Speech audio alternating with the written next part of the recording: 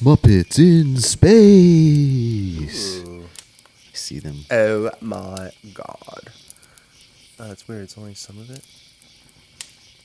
Lord Lionel Strong.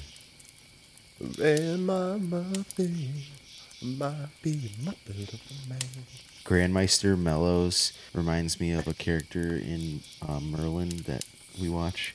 And he reminds me of this character Gaius, but not nearly as cool as Gaius. Oh, shucks. That's too bad. Not as cool as Gaius. Gaius is dope. He's such a good part of the Merlin show. It's like I never saw that. I liked Merlin a lot as a kid. It's a good show. I mean, it's extremely what I call Mickey Mouse, which is just that like the ending is really predictable in every episode. Okay. You're not like, oh my god, I didn't see that coming, or like, oh my god, a main character died. That would never happen. They don't push Merlin out of the window in the first episode, or No, right. I mean, it's called Merlin. It's all about his dynamic with Arthur, and after like the first episode, you know that the whole show hinges on them being alive. So, Yep. So I guess we should first say we're 5 episodes in now. So we just rewatched the first episode. We've seen some of the character developments take some turns. There's been a couple of little twists, but mostly it's been mostly setting up a big conflict that is coming. So rewatching the first episode just now, I liked it even more than the first time. same. The first time watching it, I didn't for I think 2 weeks almost. I was not particularly excited about it. The last season of Game of Thrones was hot garbage. And Hot garbage may be overstating how good it was. I mean, of all the shows I've gotten into, it was definitely stands out as being one of the biggest letdowns I've experienced. it was. In a series. Definitely was for me. I don't think there's another one that I had such investment in.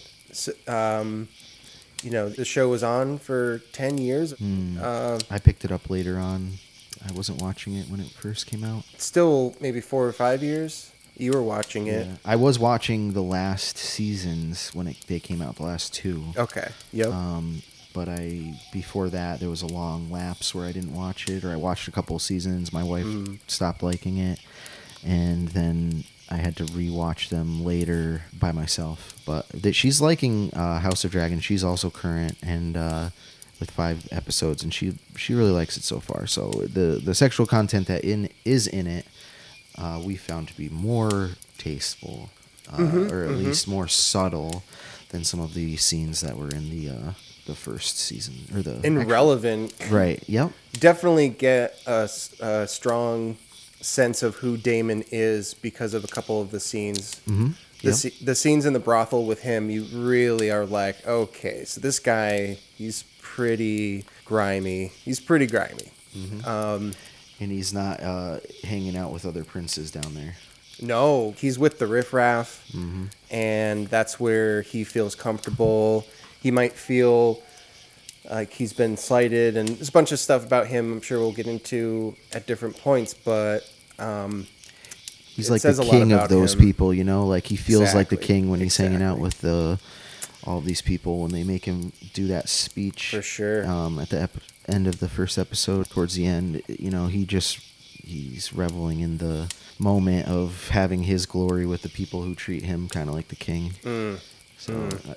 A lot of his character is built around wanting to be on the throne, but I think what's the most interesting to me is also wanting to honor his family and his brother, and I keep feeling that through the seasons, and it's one of my favorite parts of it.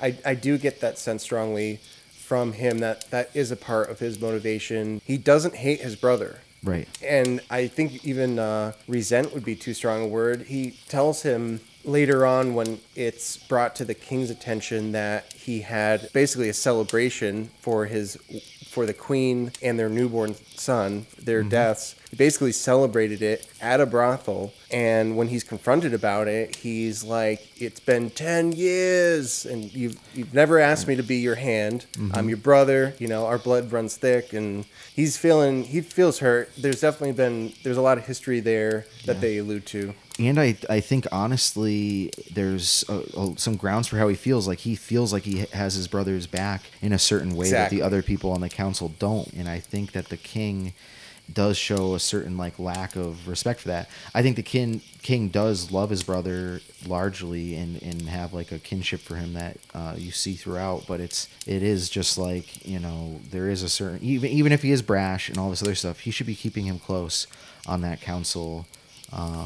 And being his hand would make a lot of sense. I can feel Daemon's pain on that issue. It is brought up in one of the council meetings that they've tried to deal with Daemon in different ways, and he's messed up a number of positions that they've given him. Master of Coin. Yeah. There was a couple others, but they have, like, tossed them all around, and that's a feeling you get building in Daemon too. Is like, you just keep shunting me from one thing to the next. You're not trying to keep me by your side. You're trying to get rid of me. It sounds like he's not doing a good job, though, with those things. And he comes in, first thing he does, well, not the first thing he does, but first thing we see him doing with the Kingsguard that he's given command over is he raids the city. But Sure. So, I don't know. I understand why the council is uncomfortable with Daemon being next of kin or being next in line for the throne. I get why Viserys is uncomfortable with this, and I get why Daemon is feeling slighted. Yep.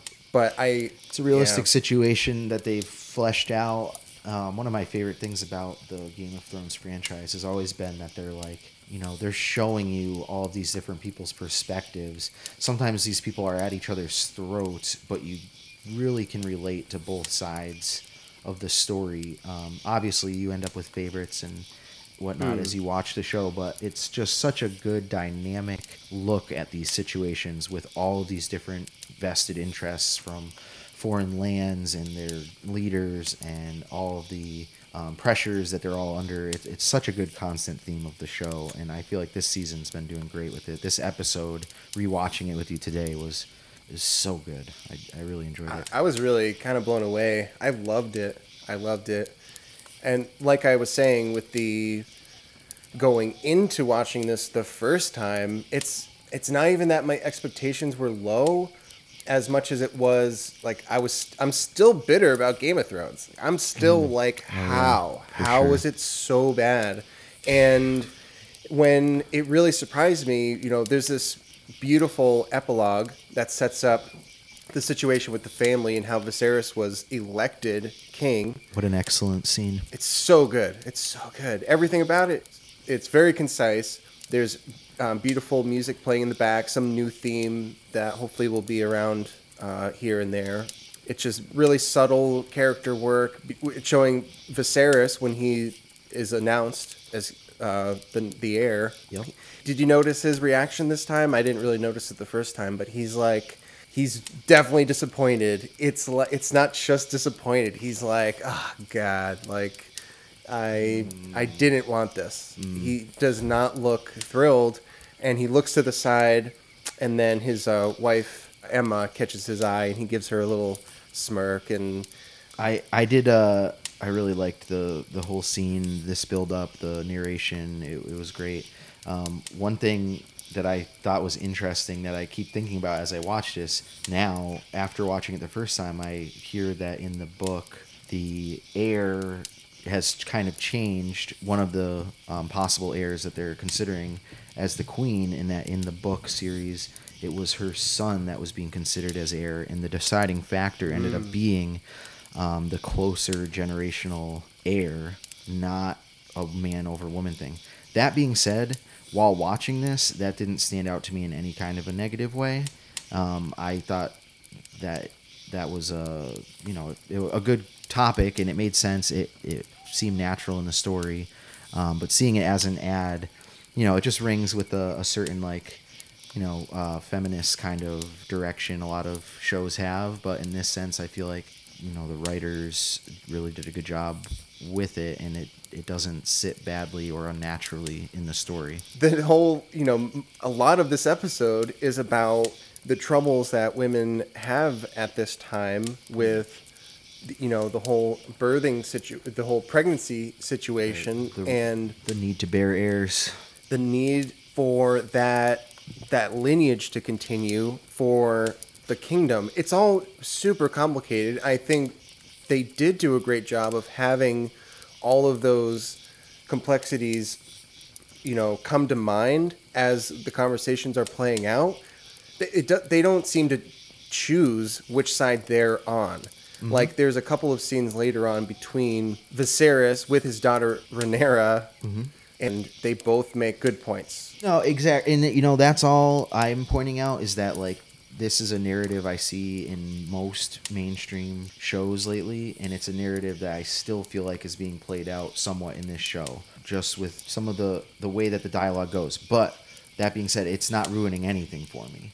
Like this, there's plenty of shows that fit that bill or movies that are still great. And this, so far, everything in it has been natural, and even some of the things that my biggest complaints are with this show felt natural as they happened. That's a good point. It's just that, it didn't sit right with me because I didn't want this guy to be a creep, or I didn't want this guy to be incest and this and that. Yeah. But like, nothing felt unnatural in the storyline. It all felt like this is the direction it's going in. These are real people. They can really die. They can really fuck their sister. They can really, can just happen. That is not what you would expect or ask for as the viewer. But that's one of my favorite parts of the show, so it doesn't ruin it. No. I think natural is a good word for it. I think that is the point I'm sure we're going to come around to over time many, many times, which is we're watching a show you wrote about characters, and we have to understand the characters. The characters have to make sense. If they don't, everything falls apart. No matter what else you do, it doesn't matter.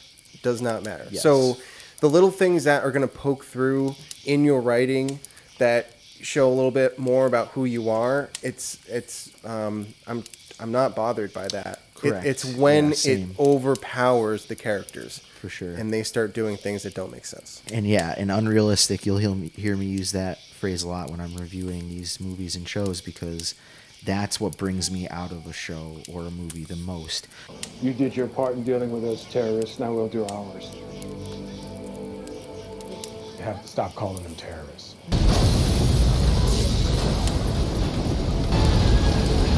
There were still people in there. This is the only language these people understand. You have to stop calling them terrorists. What else would we call them?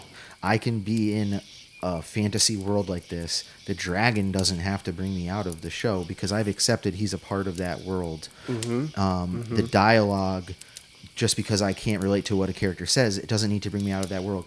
But when a character acts completely different than they have shown you their character is, and they just break character and then go back and do all these other things that these shows have now, or they just have a weak character that I don't give a shit about, that can ruin a show. This show hasn't brought that to me yet. I genuinely am interested in the characters. All of the characters seem realistic to me. No one is like, you would never do that. Like, I've seen you in multiple scenes now. You would never act like that. No, it seems pretty consistent. It does. Everybody that we've been talking about, and they seem very consistent. It seems like that seems to be a very important part of the storytelling. Yes. Kudos to them. We're in the clouds, and a dragon comes ripping out of the clouds. And I got like a little bit of a ooh, okay. But then it plunges down below the clouds and unveils King's Landing, and I got butterflies. I really did. The music was a big part of that. I mean, I'm a big Dragon fan, and I do have to say on this scene, they captured so many great things for just the imagination. You're there. Your brain is like, hell yeah, like I know about dragons. I'm flying in the sky. I know with about them. the dragons. The clouds are immaculate. Like, even if you saw those clouds in real life on just a day like today, and you were looking outside, you would stop and be like, yeah, those clouds are Those are some clouds. Those are some clouds, dude. The clouds that they're flying through make you feel like you're in the flight. It brings you that initial Top-notch clouds. flying dragon fantasy vibe, and then you're coming in on this hyper-realistic castle that we've already heard so much of the story about. It's more vibrant. It's newer. It's the past now. It's such a good opening after the prologue to the story. It was a great decision. Great choice to do that. I totally agree with that, and I'll say it. It's official. Those clouds are fire clouds. Those are fire clouds. Top notch. And it was a great choice to open this way. We'll find out in a moment. This is Rhaenyra riding, and we've just heard we've heard so much about King's Landing in the past, before the reign of Barath, before the War of the Five Kings, and obviously before Daenerys showed up. And we finally get to see King's Landing when the Targaryens are at the throne. We've got dragons, and we've just heard so much about this time. Not much of this time people were singing songs about romantically. But the aspect of the dragons being like the security dogs of King's Landing was something people mentioned. Like, yeah, that was kind of cool. That was kind of cool back in the day. So we finally get to see it. And it's the introduction for Rhaenyra. She lands and meets with her buddy. It's hard not to initially like her with that kind of an entrance. Come on. Yeah, and this is Daenerys' ancestor. Yeah, she looks like her. I mean, her hair... Awesome. The dark eyebrows with the light blonde hair. It's it's classic. Spared no expense. It's new Daenerys. Yeah, it's new Daenerys. You get that right away. Rhaenyra meets with her best friend, Alicent Hightower. Alicent. I love that name. Alicent. That's a nice name. Allie. You think Viserys calls her Allie? Maybe eventually. Maybe. So Hightower, her best buddy, they have a little moment. Again, as everything is, there's this character developing immediately. Right away, you get Rhaenyra is the adventurer. She's the dragon rider. She's royalty, and she's but her friend Alicent is like, let's get in the carriage and get back. Like, this is fun. I don't like riding dragons. She pretty much explicitly says that in that first scene. Yeah. She's like, no. She's like, yeah, just come ride with me. And she's like, that's a no. That's a no. We're going to go back to where it's safe. So, and then there's a little moment with the dragon, what would you call them? The people who heard the dragon or like beg it to listen to them and not eat them. They're scared. Oh, they look so scared. Yeah, the guy training is like, I don't know. It's a nice little touch. Definitely next level guardsmen trainers for the dragon. Yeah, we get a moment through the Red Keep. I think the last time we're in the Red Keep, Arya and the Hound are they're coming to assassinate Cersei.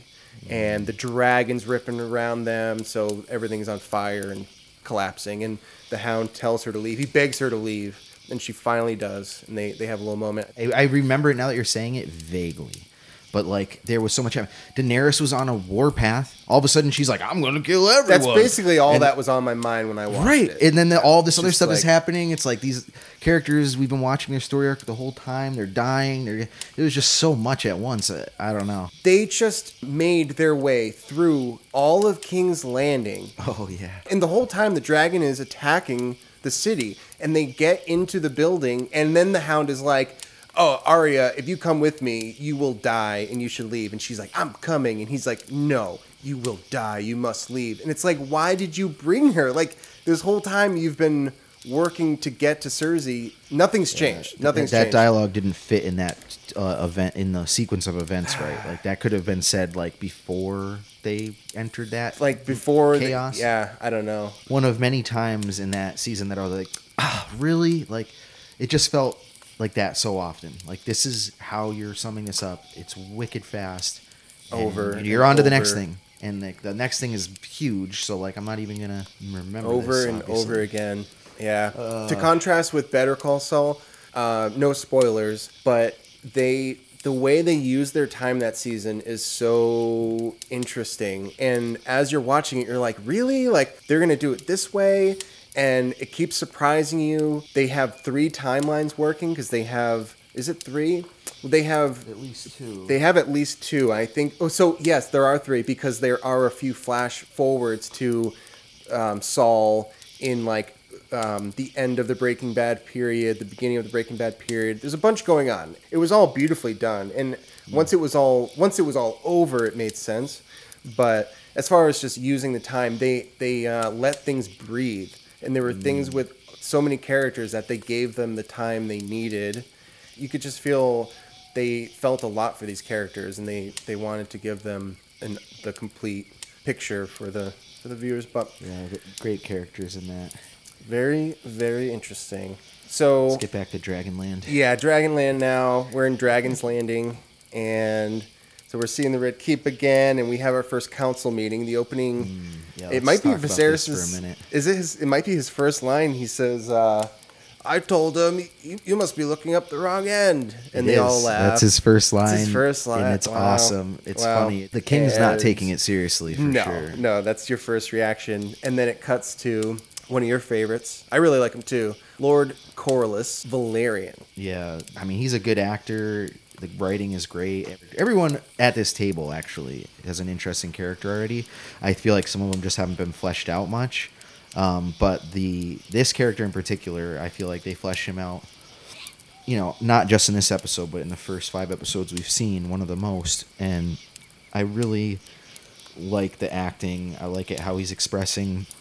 He has like a real issue, King, like he's being more assertive than other people at the table are about anything, but it's because of the crab people, basically. the Crab King. The Crab Rock people. Yeah, but they're, he comes into it with that, more directive, like, I want you to look at this. He's got a map. He's like, come on, like, pay attention. My people are fighting this war, and it's gonna in the end hurt you if we lose. And the king just kind of is like, yo, like, chill, man. Him and his advisors are like, oh, like, pirates, come on, like, they really don't care. Handle this. They don't care.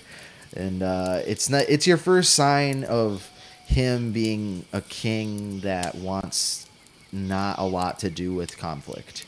And there's a lot of times in this season that you see that. Very much motivated by keeping the peace across the kingdom. He's not going to war, basically, over anything. Like, he's really going to have to be in a bad situation before he goes into combat with anybody, even literally with some weird group of people in some faraway town who are, like, feeding people to crabs. So yeah, he doesn't want to hear about that. His whole focus is about his upcoming heir. Like, he believes that his wife is going to have a son, which is all tied into that. Right, very much. So that's all he wants to think about, and that's an interesting thing. His hand has a very, like, stoic presence right from the beginning. He doesn't say much. He's hard to read. He's definitely seems like an intellectual player. Like, as you're seeing stuff play out, like, he has reactions that are very subtle that he doesn't speak on, which they film really well. He's definitely trying to, like, he's playing an angle. He's got some kind of angle going on, I feel like, right from the beginning, because just the way he reads the room and the way he says everything to the king is so diplomatic. It's almost like, are you a real person? He says everything. He's all guarded. He's very guarded. Yeah, he is hard to read. He doesn't look, even though he's hand of the king, he's not like the other noblemen around. He's from Old Town. He's, he just looks a little bit poorer than the rest. He got to this position either because he's very intelligent, or he's a snake, or maybe both. Maybe conniving, very smart, maybe both. So I agree. It's just a little different of his situation. Feel like I am frequently reminded in this first episode of Littlefinger when I'm watching him. Obviously, Littlefinger is in a completely different situation at the beginning of the old series. But just the concept of rising up, the fact that he's very diplomatic with everyone that he's dealing with all the time. Like he hasn't really shown himself, even in this episode when he talks alone to his daughter. He is comforting her because she's grieving about her, or her, the king's baby dying and everything. But he immediately goes into diplomatic mode and like is trying to set her up with the king. And it's like he just seems like a guy you don't really get to see like a deeper aspect of his like emotion much, considering how much you've seen him express in this first episode. True. I think episode 5, there's a scene in episode 5 I believe shows who he really is, but I wouldn't say more on that now. It's just he is he's really hard to read, but I agree there's not much to go off of at first. He's pretty reserved. And then she comes in and he gives her the cup. It's like, all right, pour my drinks, Rhaenyra. Oh, yeah. Is that him who says that to her? The king says it. Okay, that's right. He's like, it's specific. you know, if my cupbearer isn't here, it leads for empty cups. Yeah, yep. Yep, a little bit rude. It's a little rude. It's also a little playful, like, He does. He says it with a smile and kisses her. It's not. It's a little playful. He's trying to joke. I mean, she doesn't take it badly in that instance. They don't have any eye roll or anything like that. She's just like, oh, Dad. Oh, Dad, you're always making me pour you wine. But yeah, then they talk about the uncle not being there. And then she goes and looks for him, right? It's her that goes and finds him? Yeah. So, we have the council scene, sets them up, and mentions her Uncle Damon is in town. So she finds him sitting on the throne, and it's a great image. I just love seeing all this stuff back. We got the throne back. There's like more swords around it than ever. Yeah, and it's sharp. It is sharp still. So you have a lot of tension right away, and Rhaenyra approaches him with like a playfulness almost. Well, not at first. At first, I can't tell. But she's being coy. Like the way she's her being hands coy behind her back, and she's like talking to him like, "You could be executed." But I do like that though. Like there's multiple scenes with him that I like that about his character. He is loyal to her, even though he's saying that stuff. Even though he's family, right? He's loyal to the family. Hey, I was your uncle. Like I brought you a present, the present is to their family, and it's a piece of their family history, right? And I think that's perfect. You see that ring in that scene too, as he puts it on her. Is that the Valyrian steel ring that he's referring to? Because he says now we both have a piece of our big ancestry. Fat ring. Big fat ring. I thought that was cool. He has a ring on his other finger that's on his pinky. I don't think he wears a wedding ring, but it made me think: do they have wedding rings? What do they do with that? I haven't noticed that before. I'll have to look back at like the Stark's hands or something. I don't know. I don't know that one. I'll have to do some research on. Gotta go into wedding the deep rings. internet about that. I'm sure there's a blog about Westeros wedding customs, marriage customs. Oh, dude, there's in probably each family and all someone that. already wrote the book on it. Yeah. So yeah, but she talks to him. I feel like you're right. He gives her the thing. Overall, he was just playing too, and like I kind of by how casual she was.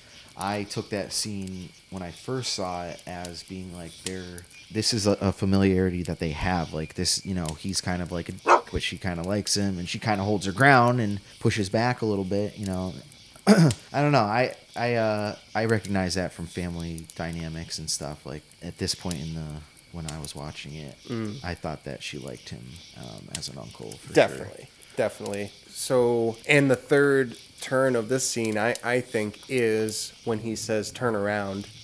The tension comes back a little bit. So there's kind of like three moods in this one scene. Agreed. So, and we know about the Targaryen ways, and a uncle and niece is not far-fetched.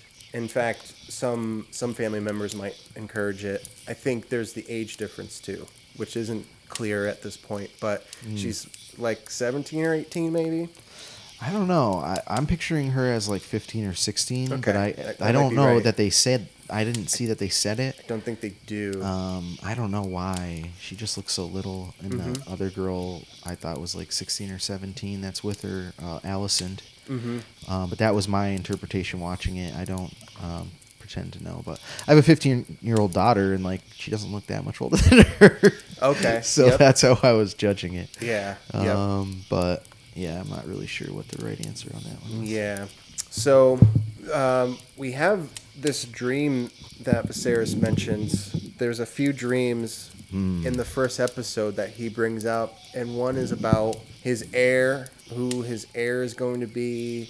It's about his lineage and a fear of that. And he says that he had a dream of swords clashing and shields booming, and there's basically a conflict breaking out until his son is crowned, and that crown, his son taking the throne is what ends the conflict.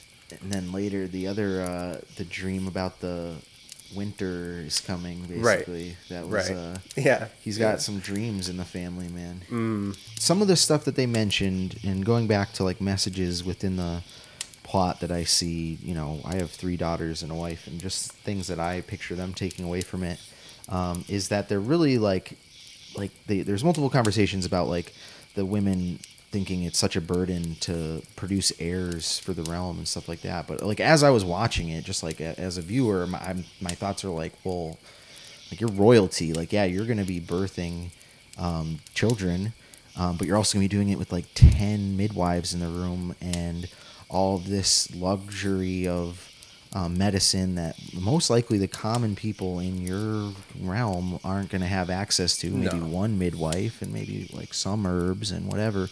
But like... No, they don't have any anesthesia. Exactly. So I'm thinking, for all of your complaints in this, I just hope that girls watching this don't take away from it like childbirth is this like terrible experience, because... a lot of women that I know, so I've never given birth, but women that I know think that it's like such an amazing experience, and it is like difficult, but it's not something to be like phooey, I'm a woman, I have to have a baby. Let's see, what's the model Viserys is working on? It's like a Easter egg. It's like the White City of Gondor. That would be awesome. That would be awesome. I mean, I bet if you had the white tree, that would probably be too much in Gondor. But if you did it without that, yeah, maybe. Well, they have. I want to talk about this later because I was reading last night about the Godswood and the Weirwood tree that they have in the Red Keep, or right outside the Red Keep, because that is not in the Game of Thrones timeline. That tree will be destroyed at some point in this show, and it has a lot of symbolic meaning, and so it's just funny you mentioned the white tree of Gondor, because the Weirwood trees have white bark, red leaves. What do you call a tree when it has seasons? That's the word. Deciduous? That's it. That's the word. So the Weirwood tree is a deciduous tree with red leaves and red sap, and when they're grown in a Godswood for meditation and prayer, they will have a face carved into it. So we can talk a little bit more about that later. But do we have examples of other characters who were brought into like a closer, more powerful position so that they'd have more oversight? I feel like that's something that happens with Tywin and Tyrion. Tyrion, definitely. I think Tyrion is kind of brought in for them to look over and kind of monitor. And maybe something like that with Daemon could have gone better. I don't really know. I don't know what they could have done with Daemon. As they say in the episode, they've tried different things. It's not really working out. He's not just the black sheep. He's destructive. He's doing things. I don't know, though. As I consider it, and I watch this first episode again, without thinking about knowing the future, when Damon is talking, I do feel like when he's saying, you never have me by your side, I should be your hand, like all these other people are just preying off of your weak mind, basically, and I should be there to look out for you. And I feel like he might be a different person if he was chosen for that position by his brother. I feel like one of his biggest wants is to just be accepted by him. I think so. In the his character, I think, but I don't know. That's not what did happen. So now we're dealing with this situation just getting worse and worse between them. It seems like Worse and worse for sure. Do we see we don't see the crab feeder in this episode, right? It's not in it at he all. was mentioned at the first meeting, but right. he wasn't shown. Okay, that's right. That's true. So after Daemon is cast out, the next course of action for Viserys will be to get his daughter anointed, essentially, as heir. They have a really beautiful arrangement of scenes cutting between Viserys talking to Rhaenyra. He's telling her, "You're the next in line. I'm making it you. It's not Daemon anymore." And he's having a heart-to-heart over an ancestral dream about the Song of Ice and Fire. That there will be a great winter. It'll come from the north, and it will be this invasion, whatever it is. It will be stopped only if a Targaryen sits the throne. So this is prophecy. I'm sure it's going to come up more. It's kind of between that and her in the throne room, and the lords are coming to her and pledging allegiance to her. And there's something that changes in her with just the experience of having all these lords come to you and say this pledge. And then finally, of course, she turns and Viserys finishes the ceremony. But she's been anointed with this power. And I think it really goes to her head. Yeah, I mean, the moment where she looks kind of like unsure for a moment and then kind of sets herself like, I'm going to do this. It's just like a quick like hesitation almost. And then like kind of like a resolute, look after that. Yep, this is happening. I think for me that scene, one thing that really stuck out to me was when Lord Corlys Valyrian says his oath to her. He sounds like really genuine. Like when he's saying it, he sounds like he's a man of honor who is like saying those words with meaning, and there's weight behind them for him. That's what I heard in that character saying his oath. We do see Stark. I think this is the first time we see Stark on screen, the Stark ancestor, and he's got this like hot-blooded northern accent going, and you're like, there he is. I think actually this is happening. This is cut in while the prophecy about the northern winter invasion dream is being explained to Rhaenyra. Yeah, I didn't notice the Stark the Rickon. first or second time watching it. Who is Rickon Stark? That's a name. It's so familiar, but it's been so long since reading the books. I don't remember the history with him. But Rickon. He says, Rickon. Yeah, I, Rickon Stark, Lord of Winterfell and Warden of the North, promise to be faithful to the King Viserys and his named heir, Princess Rhaenyra. He, of course, will go on to betray this oath, though. So with that said, I mean, he sounded as sincere as Corlys, but he'll be put in a really interesting situation as the story continues. We know that it'll end with Robert Baratheon waging war against the kingdom, essentially, against the Targaryens over some, it's a love affair. We can go over, I think it would be really interesting to dive back into some of the little details that we're leading up to, because there's things that, have not been on my mind for years and years, like what exactly was the situation that led to the war? I know it had to do with one of the Stark daughters, one of Ned's sisters, is wed to Robert Baratheon. But then she goes off with a Targaryen. The wife of Baratheon goes off, I think it's Lyanna Stark, goes off with a Targaryen. And the lie is that she was taken and raped but she goes with him willingly. She leaves Robert Baratheon. The whole war that tears the kingdom apart and ends the Targaryen. Based on the girl who cried rape. It is, yeah.